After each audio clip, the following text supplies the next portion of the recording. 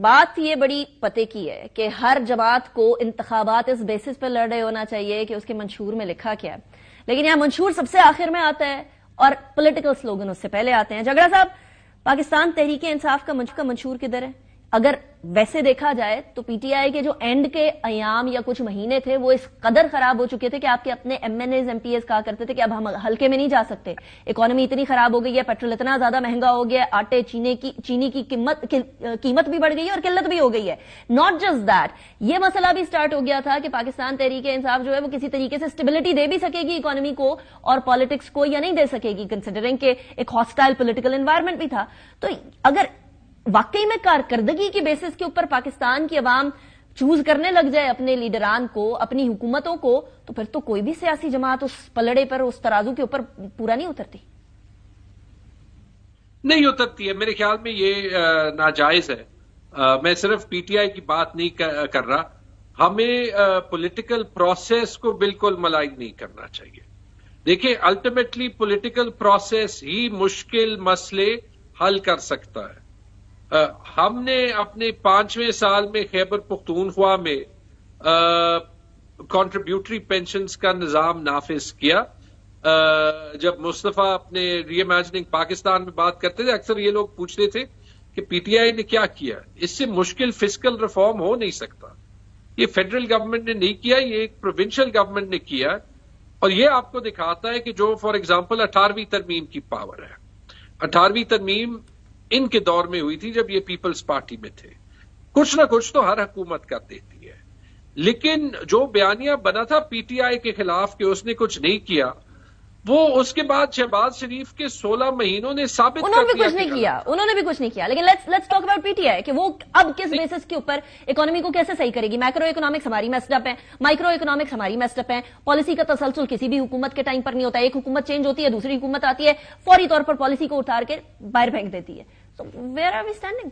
P T I میں تعداد میں دیکھ لیں، سب سے زیادہ لوگ ہیں جو کہ والنٹیرلی آئے ہوئے ہیں، جو کہ ایکچولی ڈائناسٹک پالیٹکس میں نہیں بلیو کرتے ہیں۔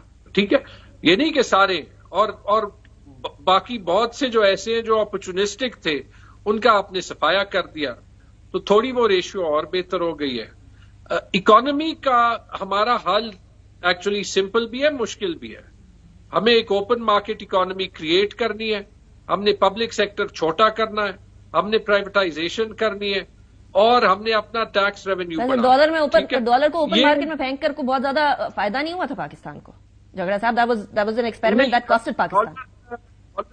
ایکچولی ہینڈ بریک لگا کے فائدہ نہیں ہوا تھا، کیونکہ مسئلہ وہاں سے ہی شروع ہوا تھا، اور اس پہ بہت سے لوگ سلیکٹو ٹروتھ کہتے ہیں۔ لیکن آپ نے منشور کی بات کی، منشور ہمارا ریڈی ہے، لیکن اگر ہمیں سچ بولنا ہے نا، پاکستان کی سیاست کسی نے اتنی میچور کی ہی نہیں کہ وہ منشور میٹر کرے۔ لوگوں کے پرابلمز بھی بہت بیسک ہیں، اور چاہے وہ سیاسی حکومتیں ہوں یا چاہے وہ آٹوکریٹک حکومتیں ہوں، basic over all macro level پہ میں بات کر رہا ہوں، اس میں جو لوگ رہے ہیں وہ زیادہ تر اتنے کمپرومائز رہے ہیں کہ وہ منشور والی باتیں، وہ این جی اوز کے کچھ وہ پیچھے رہ گئے ہیں۔ آئی ایگری ود یو جھگڑا صاحب، آئی ایگری ود یو۔ میں پلور شاہ صاحبہ کی طرف بھی جانا چاہ رہی ہوں۔ رائٹ، پلور شاہ صاحبہ، میں یہ باتیں آج انفارچونیٹلی ان انتخابات میں بھی سن رہی ہوں۔ ہم 300 روپے کا پیٹرول جو ہے مفت دیں گے، ہم جو ہے وہ منیمم ویج کو 50,000 کر دیں گے، ہم جو ہے وہ غریب کو بحران سے نکال دیں گے، لیکن منشور میں کیسے کریں گے، کیا طریقہ کار ہوگا، کون سی لانگ ٹرم سٹیبلٹی لے کر آ سکیں گے، ہم 25ویں دفعہ آئی ایم ایف کے پاس کیسے نہیں جائیں گے، یہ مجھے کسی منشور کے اندر نظر نہیں آ رہا۔ خیر ابھی تو منشور نظر بھی نہیں آ رہے، لیکن پریویسلی بھی ہم لوگوں کو صرف وعدے نظر آتے ہیں، وے ٹورڈز اٹ کوئی نظر نہیں آتا کسی بھی پولیٹیکل پارٹی میں، انکلوڈنگ پیپلز پارٹی۔ یہ دیکھیے، یہ جہاں تک یہ نعرے ہیں، ان کو میں تو اتنا برا اس لیے نہیں سمجھتی کہ ملک کی ہماری ایک جو سیاست کا ایک کلچر ہے اس کا یہ حصہ ہے، وعدے کرنا، اس قسم کے جلسے ہونا، اس میں عوام کو لبھانا، اس کو میں نیگیٹو نہیں سمجھتی۔ لیکن اگر وعدے پورے نہ ہو تو پھر وہ جھوٹ بن جاتے ہیں۔ وہ ٹھیک ہے، وہ تو عوام پھر جج کر لیتی ہے کہ پچھلی دفعہ جو وعدے کیے تھے وہ پورے ہوئے یا نہیں ہوئے، اس میں تو عوام پھر ایک ظاہر ہے الیکشن والے دن عوام ہی جج ہوتی ہے.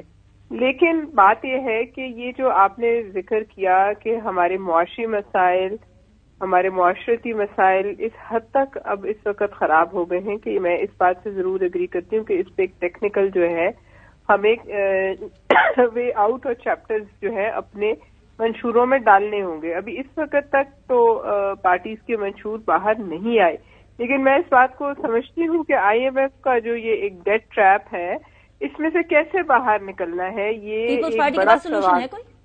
اور اس سوال کو سب سے پہلے جو ہے اسحاق ڈار صاحب کے نیچے جو یہ چلی ہماری فائنانس صاحبہ، کیا پیپلز پارٹی کے پاس اس کا کوئی سولوشن ہے؟